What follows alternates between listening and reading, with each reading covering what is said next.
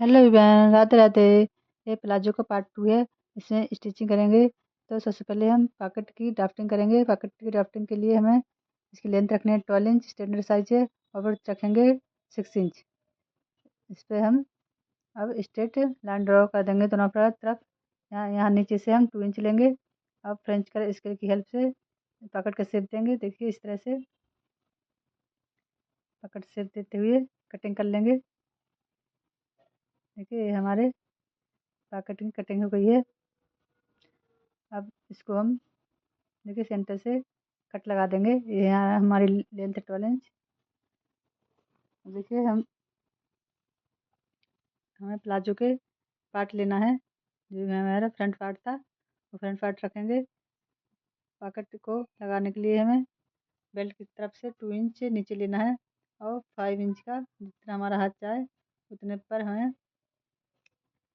Line खींच लेनी है। और इसकी लाइन की हेल्प से हम स्टिच लगाएंगे 1/2 इंच की दूरी पे। देखिए इस तरह से हमें जो भी हमारा पार्ट है फ्रंट का उसको सीधा रखना है, पॉकेट को भी सीधा रखना है। अब देखिए टॉप स्टिच लगाएंगे। डीप कट लगा के हम टॉप स्टिच लगा देंगे। अब हम आयरन से इसको अच्छे से प्रेस करके इसके कोने निकाल लेंगे। देखिए आयरन की हेल्प से हमारे ये कोने बहुत ही अच्छी से फिनिशिंग से निकल आते हैं।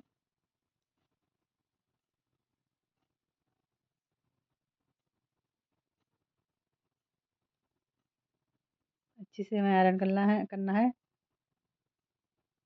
ये हमारे देखिए कोने निकल आए हैं।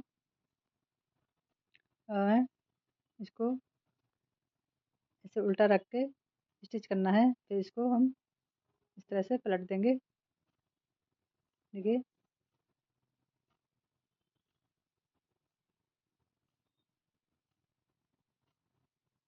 इस तरह से हम पलट पलट देंगे।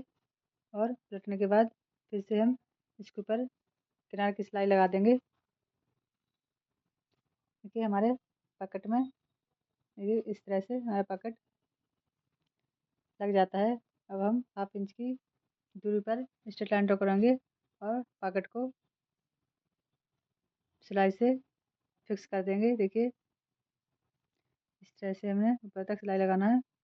ये हमारा वन साइड पॉकेट तैयार हो गया है। इसी तरह से हमें दूसरी साइड भी पॉकेट लगा लेना है।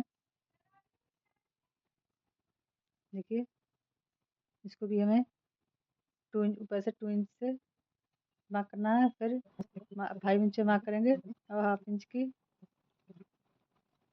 लेके हमें निशान लगाना है। अब हम इसकी साइड जोड़ेंगे। देखिए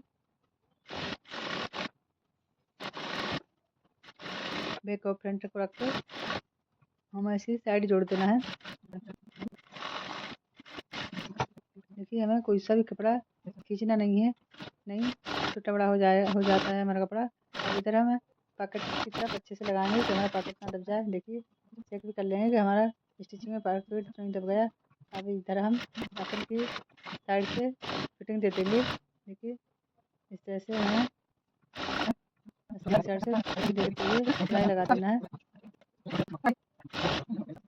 वन साइड हो गया हमारा। दूसरी साइड भी हम इसी तरह से लगाएंगे। बैक और फ्रंट पार्ट को रखकर हम इस तरह से स्टिच लगा देंगे। दोनों पार्ट हमारे उल्टे रखना है और हल्के हाथों से खींचते हुए सिलाई लगा देना है। देखिए इस तरह से हमारे दोनों पार्ट कंप्लीट हो गए हैं। इधर भी हमें आसन की तरफ से फिटिंग दे देनी है।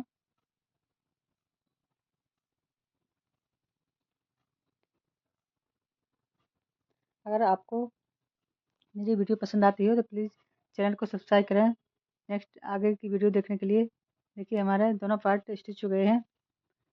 अब हम इधर बॉटम को फोल्ड करेंगे। देखिए जितना भी हमने बॉटम के लिए मार्जिन रखा है 2 इंच या 2.5 इंच, इतना हम फोल्ड करते हुए बॉटम को देखिए इस तरह से फोल्ड कर लेंगे। एक जैसा हमारा जो फोल्ड कर रहे हैं वो एक जैसा मार्जिन रहना चाहिए, कम ज़्यादा नहीं होना चाहिए, नहीं उसकी स्टिचिंग बाहर से अच्छी नहीं दिखेगी। देखिए इस तरह से हमें फोल्ड करते जाना है। अब दूसरे पार्ट भी हमें इसी तरह से फोल्ड कर लेना है।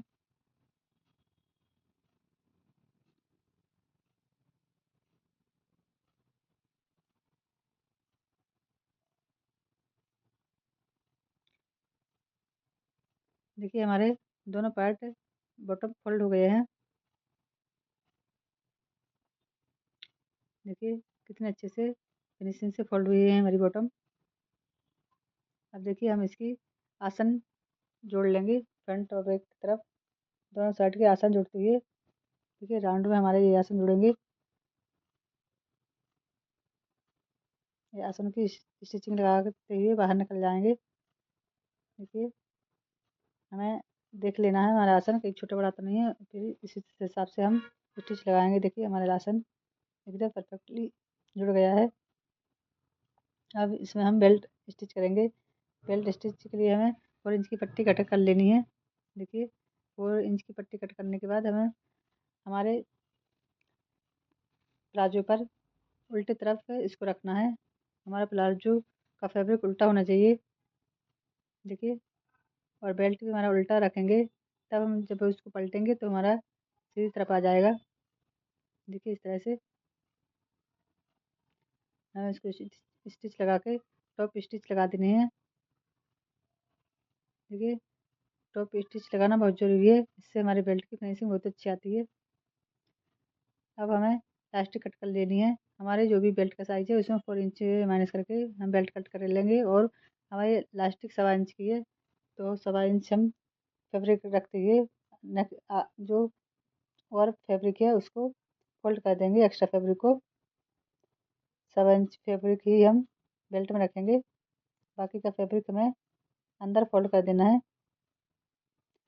इस तरह से इलास्टिक हमारी बहुत ही आसानी से अटैच हो जाती है, इससे हमें प्रॉब्लम नहीं आती है। देखिए इस तरह से 2 इंच का हमने मार्जिन छोड़ दिया है इलास्टिक को अंदर इंसर्ट करने के लिए। देखिए अब सेफ्टी पिन की हेल्प से हम इलास्टिक को अंदर डालेंगे। देखिए इस तरह से अंदर डालते हुए हल्का हल्का हम स्टिच करते जाना इलास्टिक को। देखिए हमें इस तरफ डाली थी, उस तरफ से हमारी इलास्टिक बाहर निकल के आ गई है। अब इसको हम ओवरलैप करते हुए, दोनों तरफ से ओवरलैप करते हुए स्टिचिंग लगा देंगे। ये स्टिचिंग लगा दी हमने। अब इसको हमें 2-4 बार खींचना है इलास्टिक, जो पूरी अंदर हो जाए। और जो भी हमने मार्जिन छोड़ा था इलास्टिक को अंदर करने के लिए, उस पर भी स्टिच लगानी है। देखिए अब इसको इलास्टिक को हमें चारों तरफ से खींचना है। देखिए चारों तरफ से खींच के हमारे एक जैसे गैदर्स आ जाएगी इसकी, जो भी गैदर्स है। अब इसमें हमें सेंटर में स्टिच लगानी है, जिससे हमारी इलास्टिक आगे चल कर फोल्ड ना हो। नहीं हम इसको पहनेंगे तो बाद में हमारी इलास्टिक फोल्ड हो जाती है, तो इसको हम खींच के इलास्टिक खींचते हुए सेंटर में स्टिच लगाएंगे। देखिए इस तरह से हमारी इलास्टिक की गैदर कितनी अच्छे से आई है। देखिए इस तरह से लगानी है। देखिए कितनी अच्छे से हमारी गैदर बनी है, हमारी इलास्टिक कितनी परफेक्टली फिट हुई है। Thank you for watching.